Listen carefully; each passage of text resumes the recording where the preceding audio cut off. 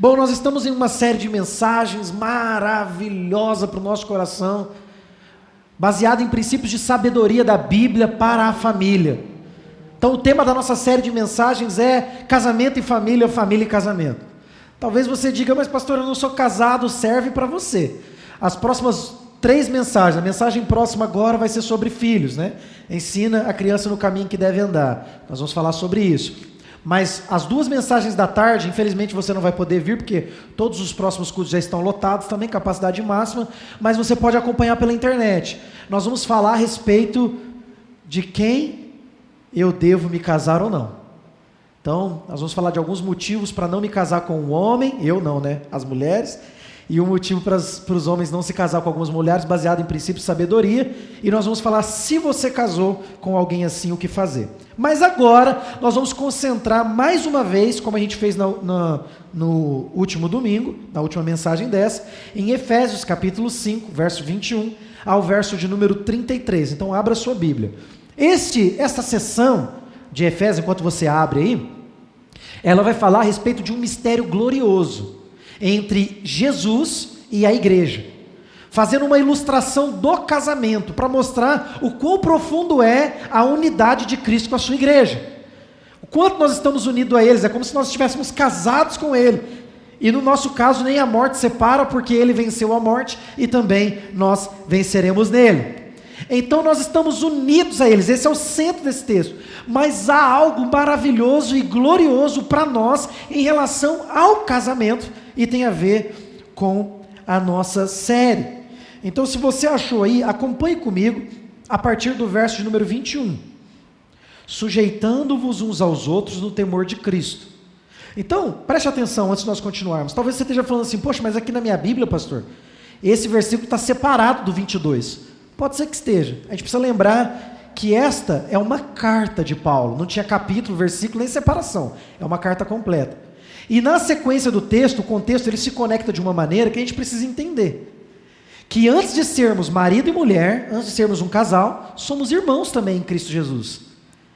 Então o chamado à sujeição é mútua. Entendeu esse primeiro ponto? É mútua. Porém, entretanto, todavia, Deus deu na economia do casamento a liderança para o homem, que exerce o ministério da liderança com o propósito de conduzir a sua família a Jerusalém celestial. Então, a missão que o homem tem é fazer tudo o que for possível e o que for impossível no poder do Espírito Santo para que a sua família chegue a Jerusalém celestial. Esta é a missão. E a mulher se submete a essa missão, submissa, se põe debaixo dessa missão, fazendo tudo o que pode, com todas as suas forças, com todo o seu coração, para que a missão que o seu marido tem seja cumprida com menos fardo e menos peso, com alegria, prazer e deleite em nosso Senhor. Então o chamado é para sujeição mútua, mas as mulheres se submetem a esta missão. Logo, o que significa que se o seu marido, ele, vamos dizer assim, tem, como a gente falou no último culto, uma posição tirana de liderança, né? Você vai fazer, vai me obedecer, é assim, pronto, acabou. Não é esse tipo de submissão que a Bíblia prega. Não é esse tipo de submissão, isso não é submissão, isso é tirania, tá bom? Então nós falamos um pouco disso no último culto. Versículo 22, mulheres, cada uma de vós seja submissas aos vossos maridos, assim como ao Senhor, pois o marido é o cabeça da mulher, assim como Cristo é o cabeça da igreja, sendo ele mesmo o salvador do corpo. Mas assim como a igreja está sujeita a Cristo, também as mulheres sejam sujeitas em tudo aos seus maridos. Maridos, cada um de vós ame sua esposa, sua mulher, assim como Cristo amou a igreja e a si mesmo se entregou por ela, a fim de santificá-la, tendo-a purificado com o lavar da água, pela palavra, para apresentá-la a si mesmo como igreja gloriosa, sem mancha, nem ruga, nem qualquer coisa semelhante, mas santa e irrepreensível. Assim o marido deve amar sua mulher como ao próprio corpo. Quem ama a mulher ama a si mesmo, pois ninguém jamais odiou o próprio corpo, antes alimenta-o e dele cuida. E assim também Cristo em relação à igreja, porque somos membros do seu corpo. Por isso o homem deixará pai e mãe, se unirá à sua mulher, e os dois serão uma só carne. este mistério é grande, mas me refiro a Cristo e a igreja. Entretanto, também, cada um de vós ame sua mulher como a si mesmo, e a mulher respeite o seu marido.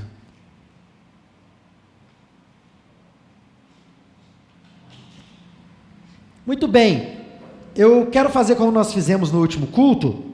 Nós lemos o último versículo. Talvez a sua versão de Bíblia aí seja diferente da minha. Então eu vou ler uma parte e vocês vão repetir o que eu estou falando para a gente fazer um coral bonito, tá bom? Entretanto, a gente pode fazer melhor, vamos lá. Entretanto, também cada um de vós ame sua mulher como a si mesmo, e a mulher respeite o marido. Vamos uma última vez para ficar bonito? Entretanto, também cada um de vós ame sua mulher como a si mesmo, e a mulher respeite o marido. Vamos orar mais uma vez. Pai, fala conosco por meio dessa palavra. Edifica-nos, sustenta-nos. É grande esse mistério, Senhor, a respeito de Cristo e a igreja, e nós já falamos um pouco sobre isso na nossa ceia. E agora, Senhor, queremos princípios bíblicos de sabedoria para as nossas famílias, para continuarmos crescendo em direção a Jerusalém celestial e cada vez mais parecidos com Teu Filho, nosso Senhor e Salvador, Jesus Cristo. Amém e amém. Muito bem, esse texto é extraordinário, nós começamos ele na semana passada e agora nós mais uma vez estamos olhando. Para você que não está acompanhando a série, eu recomendo que acompanhe. Na semana passada nós vimos os princípios de sabedoria. O primeiro foi que discutir não é o mesmo que debater, não é o mesmo que brigar. E nós falamos um monte de coisa relacionada a isso. O segundo ponto que nós falamos na última mensagem é a respeito de perder a autoridade no lar, o que leva o homem a perder, muito obrigado, a perder a autoridade no seu lar. O que leva ele a perder a autoridade no lar, ou seja, uma vida sem disciplina, tirania e recusa em liderar, deixa a coisa correr solta. E terceiro, nós vimos que o compromisso sustenta o amor e não o contrário. Então, às vezes eu vou sentir como se eu nem amasse, mas o que vai sustentar o casamento não é esse sentimento, mas o compromisso que eu assumi diante de Deus, e o sentimento, ele é renovado também. E por último, nós vimos na semana passada que casamento não é um relacionamento de 50% a 50%. Casamento é um relacionamento de 100%. Isso significa que no casamento não pode haver aquele tipo de comportamento em que o que é meu, o que é seu é seu. Na verdade, o nome disso é divórcio. Quando a gente se separa, o que é meu, eu carrego, o que é seu, você carrega. Casamento não é isso, casamento é unidade. E hoje, a segunda parte dos princípios de sabedoria bíblica, nós iremos abordar aqui alguns outros pontos importantes. O primeiro deles, a respeito de casamento, e eu já quero ir direto ao ponto, nosso tempo é curto, é que nós precisamos ter a humildade de aprender com outras pessoas, com outros casais. Eu me lembro que no começo do meu casamento, a gente tinha bastante dificuldade, isso é normal, às vezes eu ainda sou novo, não tenho muitos anos de casado, a gente fez 11 anos esse ano, então a gente ainda está caminhando. Tem gente aqui na igreja, semana passada o pastor Emícles e a irmã Marina fizeram quantos? 57? 57 anos de casado. Eu não tenho nem um quinto, nem um quinto do tempo que eles têm de casado. Então assim, tem gente capaz de nos dar conselhos importantes, e para isso, para você entender o que eu quero dizer, eu quero ler Tito, capítulo 2, do versículo 1 ao versículo 3. Olha o que diz a palavra: semelhantemente, ensine as mulheres mais velhas a serem reverentes na sua maneira de viver, e a não serem caluniadoras, nem escravizadas a muito vinho, mas a serem capazes de ensinar o que é bom. Assim poderão orientar as mulheres mais jovens a amarem seus maridos e seus filhos, a serem prudentes e puras, a estarem ocupadas em casa e a serem bondosas e sujeitas a seus maridos, a fim de que a palavra de Deus não seja difamada. Olha que princípio de sabedoria poderoso. As mulheres mais velhas, primeiro precisavam ser instruídas, né? Pelo pastor Tito.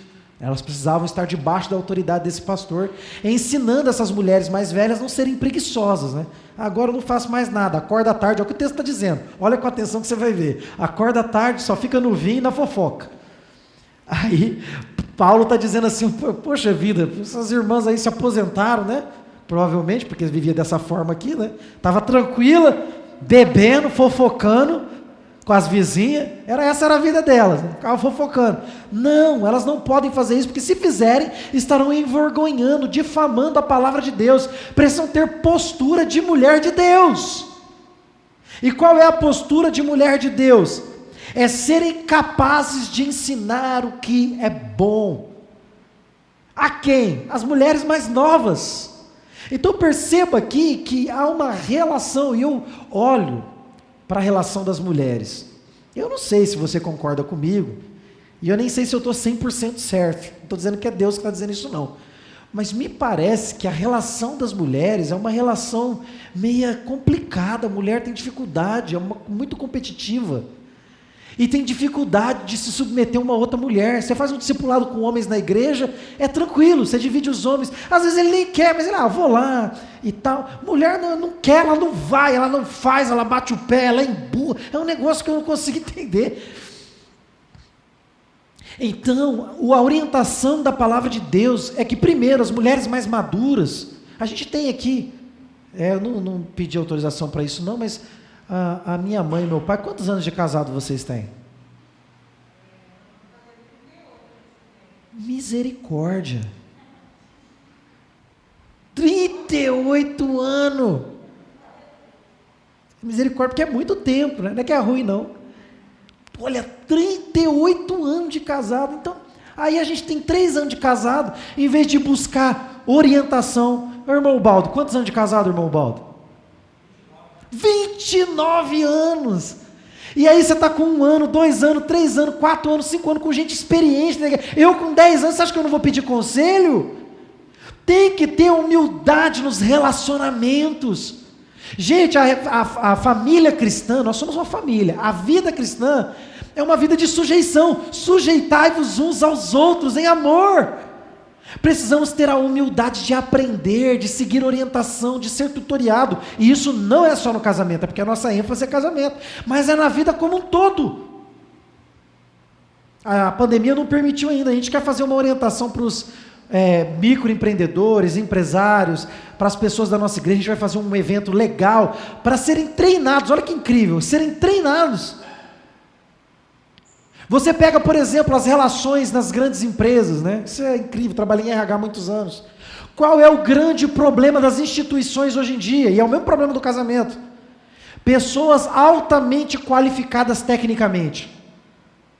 Tem faculdade, tem pós-doutorado, tem MBA, fez transcultural, administrativo no exterior, aprendeu uma nova língua, 2 faculdades, fez até às vezes pós-doutorado, tecnicamente formidável. Mas e nas relações? Um nanico, um anão nas relações. E no casamento não é diferente. Pessoas altamente gabaritadas, qualificadas, pessoas que a gente olha e fala, meu Deus, que casal lindo, mas vai ver dentro da casa, nas relações não há sujeição. Então tenha humildade, querido, para aprender com pessoas mais experientes. Esse é o primeiro ponto da segunda parte, que é o 5º ponto da mensagem. Tenha humildade de se submeter, de se colocar debaixo de alguém mais experiente, que já passou pelo que você passou. Eu me lembro que um dia eu procurei meu pastor para abrir o meu coração para ele, estava tendo uma dificuldade, e eu chorando, desesperado, com medo do que estava acontecendo. Ele deu risada na minha cara, saudoso pastor Marcos, ele era engraçado demais. Quem via ele no púlpito achava que ele era muito sério, ele era um brincalhão. E ele deu risada na minha cara e eu fiquei bravo. Falei, pô, pastor, você está rindo da minha luta? Ele falou, filho, essa não é a primeira, não vai ser a segunda, nem vai ser a última, você vai passar por isso muito. Vem cá, pôs a mão na minha cabeça, orou por mim e Deus foi lá e entrou com providência. Olha que coisa extraordinária. Se submeter, sujeitai-vos uns aos outros. Nós repetimos aqui a palavra, maridos, amem suas mulheres. Só que se você voltar um pouquinho o texto, daqui a pouco a gente vai ler um outro texto que fala, mulheres, amem os vossos maridos. Que as mulheres falam assim, tá vendo? Deus mandou você me amar, Deus não mandou eu te amar. Mandou sim, nós vamos ler daqui a pouco. Mandou você amar também. Mandou você amar. Então precisa amar um ao outro, se sujeitar um ao outro e nas dificuldades entender que há família da fé para isso. Igreja, eu às vezes quero resumir o que é igreja. É lógico que essa ilustração que eu dou não resume tudo que a igreja é, mas exemplifica bem. Igreja é um QG, um quartel-general. Tem lá a mais alta patente, é o nosso rei que nos governa, é Jesus Cristo. E aí ele distribuiu as patentezinhas menor, que não é em ser ontológico maior um que o outro, mas que tem uma posição de liderança para instrução, para treinamento, para capacitação, para você sair daqui equipado para toda boa obra, para fazer a obra de Deus lá no seu lar, lá na sua família. Então um chamado aqui para as mulheres se submeterem, buscarem socorro, buscarem ajuda. Mas essa irmã não sabe nem ler. Eu já vi esse negócio, né? A irmã lá não sabe nem ler. Eu falei, mas você já foi lá conversar com ela? Ela não sabe ler não, mas quando ela começar a falar, você vai ficar com vergonha de saber ler e não saber o que ela sabe. Princípios de sabedoria envolvem sujeição. Uma vez estava conversando com uma pessoa e a pessoa estava me cobrando uma situação. E a pessoa, né? Ah, mas eu sou mais velho que você. Eu falei, ué, tudo bem, você é mais velho, mas isso não significa que eu não tenha maturidade. Eu tenho maturidade para te ajudar nisso. Ah, mas eu sei mais teologia que você. Eu falei, tudo bem, você pode saber mais teologia que eu, porém, isso não quer dizer que eu não saiba teologia para te ajudar. Ah, mas eu sou mais velho. Tá certo, você está entendendo? Falta humildade nas relações. Porque, eu sou pastor, eu não posso me submeter. Eu posso dizer para você aqui, tranquilamente, sem constrangimento, que o irmão está aqui, senão eu não ia fazer isso não, mas ele está aqui, eu vou fazer. Aconteceu ou não aconteceu, irmão Baldo, depois de uma reunião, de eu pedir para você ficar, todo mundo achou que eu ia conversar algo sério com ele. O que eu pedi para você, irmão Baldo? Você lembra aqui? Pedi para você orar por mim? Compartilhei com ele algumas dificuldades, todo mundo foi embora da reunião, todo mundo olhou para mim e falou, o pastor está bem, está tranquilo. Eu falei, Baldo, fica aí um pouquinho, preciso falar com você. E o pessoal foi embora, eu sentei e falei, irmão, ora por mim. E ele pôs a mão ali e orou por mim. Então não é porque eu sou pastor, sou melhor, sou menor, sou maior, precisa haver uma relação de sujeição, de confissão. Tiago vai dizer, confessai os vossos pecados uns aos outros, orais uns pelos outros, para vocês serem curados em vossas relações. Então, irmãs, não fica no vinho não, tá? A irmã fala assim, cerveja é pecado, pastor, mas vinho pode ter um pouquinho lá. Não é nem cerveja, nem vinho é pecado. Aí você tem que controlar. Não fica dado a muito vinho, não fica dado a bebida alcoólica. Seja prudente. Ainda mais a nossa igreja que trabalha com recuperação de dependente químico, eu recomendo com veemência que você nem beba. Que a gente vê a destruição que essa indústria terrível causa. Mas se você quer beber, então beba com prudência, beba com limitação, né? Próximo princípio de sabedoria está lá em Provérbios 27, versículo 4, olha o que o texto vai dizer. O rancor é cruel e a fúria é destruidora, mas quem consegue suportar a inveja? Tem gente que não se submete aos outros porque é invejoso, sabia disso? É invejoso. Não se submete porque é invejoso. Queria ter o que o outro tem, não pode, fica com raiva da pessoa. Olha o que o texto vai dizer, o rancor é cruel, a fúria é destruidora.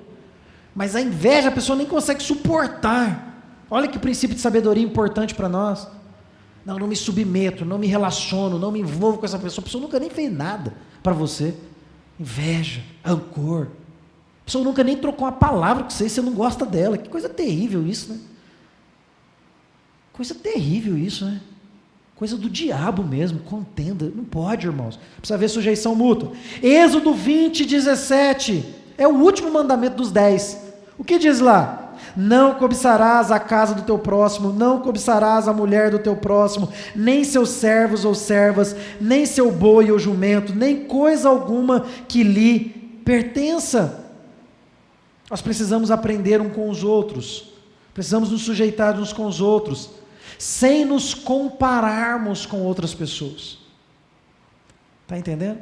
Uma vez eu fui aconselhar um casal e a esposa olhou para o marido e perguntou assim: eu queria que você fosse igual ao pastor. Que é isso? Como assim queria que você fosse igual ao pastor? Que loucura que é essa? Cada um é cada um, as pessoas são diferentes, ninguém vai ser igual a mim. E eu não vou ser igual a ninguém. A gente precisa ser igual a Jesus. Mas eu entendi o que ela queria dizer, mas isso não se diz. A gente não tem que ficar se comparando com as pessoas. Coisa feia, coisa terrível. Precisamos aprender, queridos, a nos submetermos sem nos compararmos. Nos submetermos em amor. Todo mundo tem algo a ensinar. Próximo princípio de sabedoria que nós encontramos: não exija perfeição. Isso daqui é extraordinário, mudou minha vida, esse ponto. Eu lembro que eu estava num encontro de casais, pastor Chico Malaquias estava falando, ele é meio desbocado, ele só fala em encontro de casais. Se ele falar da igreja, o povo sai correndo de vergonha das coisas que ele fala. E aí lá ele pegou e falou assim para mim, para nós, né? Olha, às vezes você casa e acha que casou com a sua esposa, você não casou com a sua esposa. Aí eu não entendi, falei que esse cara é louco, esse cara está falando, que filosofia de botequim é essa daí, que história doida é essa? Você não casa com a sua esposa, você casa com a sua noiva. Eu falei, opa, peraí, faz sentido, é mesmo, não casei, ela se tornou esposa depois. Ele falou, você não fica noivo da sua noiva, você fica noivo da sua namorada. Você não namora, você não começa a namorar sua namorada, você começa a namorar sua paquera. E aí vem o pulo do gato. O que significa que exigir que alguém que acabou de casar seja o marido ideal é desleal. Porque é um crescimento, é um amadurecimento constante. E nós que servimos a Jesus ainda temos a palavra, temos a igreja que nos ajuda, que nos orienta. Mas eu fico imaginando esses casais por aí que não tem nada disso, como é que consegue? Não consegue. Olha o que diz 1 Tessalonicenses 4, do 1 ao 2. Quanto ao mais, irmãos, já os instruímos acerca de como viver, a fim de agradar a Deus, e de fato, assim vocês estão procedendo. Presta atenção no que ele está dizendo. Eu já falei para vocês como é que vocês devem viver, a fim de agradar a Deus. Está falando de coisas práticas assim. Assim como estão procedendo agora, ou seja, vocês estão dando ouvidos ao que eu estou falando. Agora pedimos e exortamos a vocês, no Senhor Jesus, que cresçam nisso que vocês estão praticando, cada vez mais, pois conhecem os mandamentos que demos a vocês pela autoridade do Senhor Jesus Cristo. O que Paulo está dizendo aos Tessalonicenses? Olha, vocês ouvem a palavra e vocês até estão fazendo, mas vocês não podem achar que vocês já chegaram à maturidade completa. Sempre podem se aperfeiçoar em direção a Cristo um pouco mais. Isso significa que exigir do outro uma perfeição que nem mesmo você tem é desleal. É desleal. Tem que ter paciência no casamento. Você não casou com seu marido, você casou com seu noivo. Ele está se tornando um marido melhor a partir do tempo que passa. Sua esposa é a mesma coisa. Eu queria que minha esposa fosse igual a minha mãe, né? Quando eu casei. Quando eu casei, minha mãe devia ter o quê? Se ela tem 30 e pouco, devia 30 anos de casado quase. Ela tinha quando eu casei. Eu queria que a Carol, com um mês de casado, fosse igual a minha mãe como esposa. Não é assim.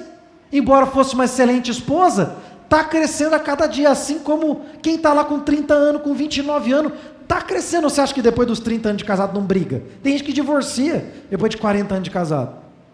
Então é um crescimento contínuo, irmão. Olha que princípio de sabedoria maravilhoso do apóstolo Paulo. Serve para tudo na vida.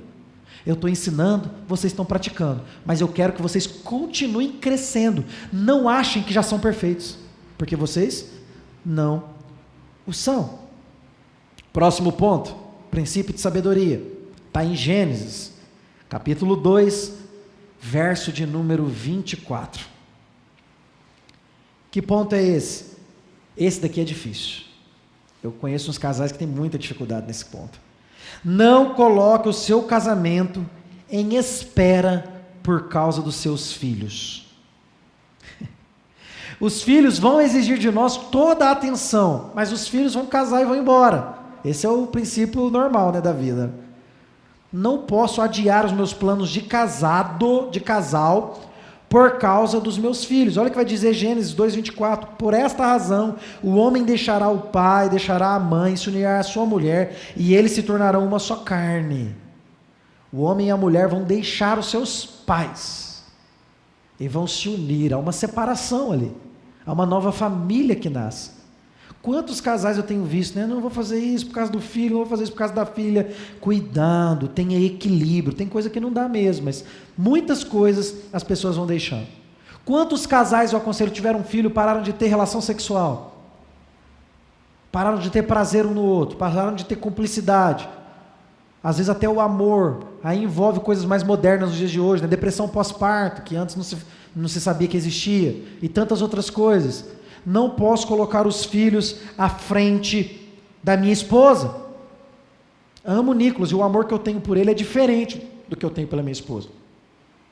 Não se compara o amor. Quem você ama mais? Não é questão de amar mais, é amores diferentes. Ele é meu filho, ela é minha esposa. Então eu tenho que amá-la como esposa, eu tenho que amá-lo como filho. E isto é muito importante, a gente vai falar um pouquinho mais sobre criação de filhos no próximo culto. Então, quando nós olhamos para a realidade desses conselhos práticos, nós percebemos que muitos deles a gente faz, outros a gente não faz, alguns a gente está fazendo pela metade. O conselho do apóstolo Paulo é urgente para nós.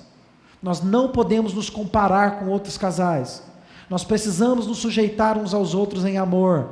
Nós precisamos buscar conselhos. Nós precisamos ter sensibilidade e não exigir do outro perfeição. E por último, precisamos dar prioridade para o nosso cônjuge. Precisamos ser namoradinhos, como dizia a avó da Carol. Sejam sempre namoradinhos. Namoradinhos. Vai casando, para de beijar na boca, para de fazer carinho, para de dar as mãos. Está errado. Precisa ser o resto da vida namoradinho. Precisa se esforçar para isso. E Deus vai nos dar graça. Nós concluímos então com alguns conselhos práticos para vocês.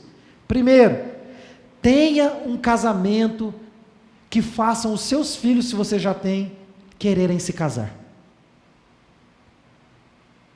Quantas pessoas eu conheci na minha jornada que não queriam se casar? Não era porque tinha o dom do celibato. O dom do celibato é aquela pessoa que vai ficar solteira o resto da vida, porque não quer casar mesmo. Não é por isso. Ela não queria casar por causa dos traumas ocasionados na família. Não queriam ter um relacionamento porque o pai batia na mãe, porque a mãe xingava o pai, porque um traiu o outro, porque traumas. Tenha um casamento que seja exemplo. Exemplo. Que dê um testemunho maravilhoso, que seu filho olha e fala, quero casar porque eu quero viver isso que meu pai vive, quero viver isso que minha mãe vive.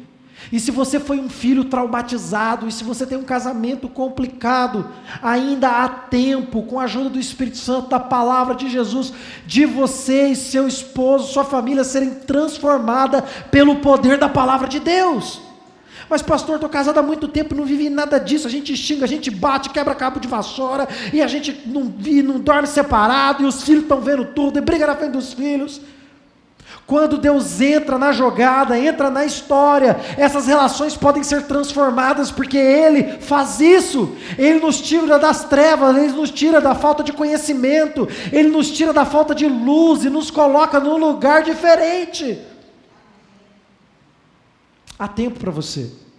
E se está muito difícil, você não consegue sozinho, Deus deu pessoas nessa igreja, Deus deu pastores nessa igreja, Deus deu pessoas capazes, instruídas nessa igreja, para te ajudar.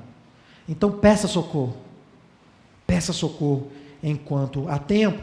Segundo conselho para você, mais uma vez, o amor não resolve tudo, mas porque nós amamos, estamos dispostos a deixar o orgulho de lado, e cuidar melhor de nossa comunhão com a esposa e com o marido. Às vezes o sentimento, aquele fogo, aquela coisa que você tinha, nós vamos ter uma mensagem só sobre o fogo, né? Vamos falar sobre o fogo. Domingo que vem nós vamos falar sobre o fogo. Precisa ter fogo. Mas às vezes o fogo está só na brasinha. Mas se está na brasa, deixa Deus soprar essa brasa. E você vai ver que o fogo pode voltar a pegar. O seu trabalho vai ser um só: colocar lenhas. No próximo domingo nós vamos falar quais são essas lenhas que você pode pôr no seu casamento para que você possa fazer essa chama acender novamente. E por último, os desentendimentos. Eles podem ser uma erva daninha que impede o amor de se desenvolver. E que inclusive, sabe erva daninha? Talvez você não saiba, né? Aquelas pragas que crescem junto com as plantas. Ela sufoca e mata a planta. Alguns problemas podem matar o seu casamento, outros podem sufocá-lo. Vai continuar casado, mas é um contrato só. Não estão casados de alma. No domingo que vem nós vamos falar disso também. É a segunda mensagem. Amigos e amantes. Precisamos ser amigos e amantes. Amigos e amantes. Eu quero pedir para você se colocar de pé. Eu quero orar por você. Eu gosto de um costume que a Assembleia de Deus tem. Eu quero ensinar para vocês hoje, na hora que nós estamos falando de casamento.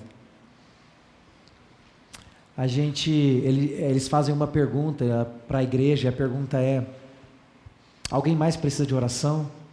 E a resposta é: eu e a minha casa. Eu gostaria que nós fizéssemos isso hoje. Alguém mais precisa de oração? Vocês estão aprendendo, a gente pode fazer melhor. Alguém mais precisa de oração? Eu e a minha casa também, nós precisamos de oração. Nós precisamos viver esses conselhos práticos. E nós, irmãos, muitas vezes vamos falhar e errar. E quando isso acontecer, precisamos nos lembrar que fomos perdoados por Jesus. E que uma vez que fomos perdoados e alcançados pelo amor dele, temos agora também a capacidade de perdoar.